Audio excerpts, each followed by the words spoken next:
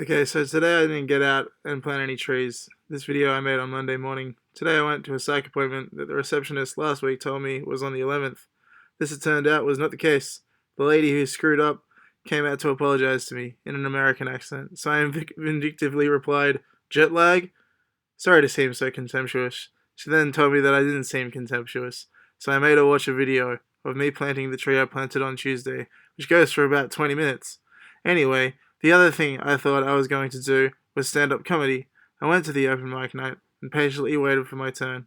One of the other comics had an anxiety dog with him, and I said to him before the show, "Can I have the fucked up skull of your pug?" He was quite put off by me asking this question. I'm gonna stand in this spot for a while because it's a long road, and there's not much point in just yeah.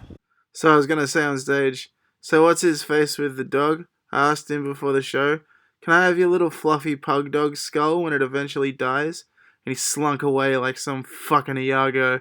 And so I called out, "It's all good. I've already got an anxiety crocodile skull."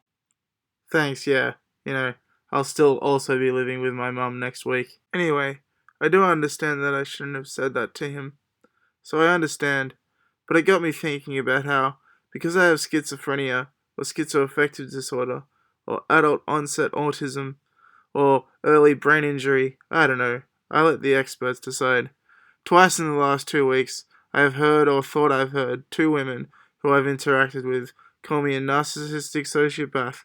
That was the fourth year medical student practicing interviews as I left the psych appointment, and what I assumed to be a fully qualified nurse call me a fucking psychopath as she walked past me while I waited at the bus stop. They're more qualified with this type of thing, so whether it's real or not, I still take it to heart. Anyway, my dad had come to watch me perform, so I was exceptionally upset that my name was never called, because I was hoping to say this funny story about how, in the mid 2000s, when sex work became decriminalized, my father did the landscape design and work for this local house of recently decriminalized repute. And one day, while they were building the fence, some of the young women came and asked if my dad would like to partake of some of that sweet, sweet sex work. I remember my dad saying his response was, "Ugh,"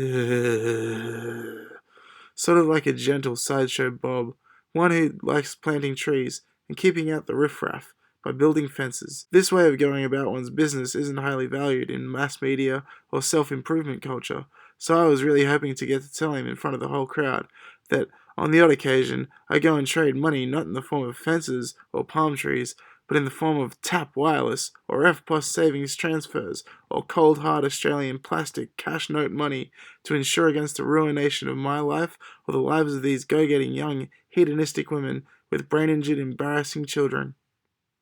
In all seriousness, though, I really hadn't thought of anything good or funny to say um, for the comedy night tonight before I went on. Like, I didn't really think of that joke until much after the fact, you know, as a result of sort of, you know, the compounding of rejection that I felt. Um, anyway, here's a video of me making in trees.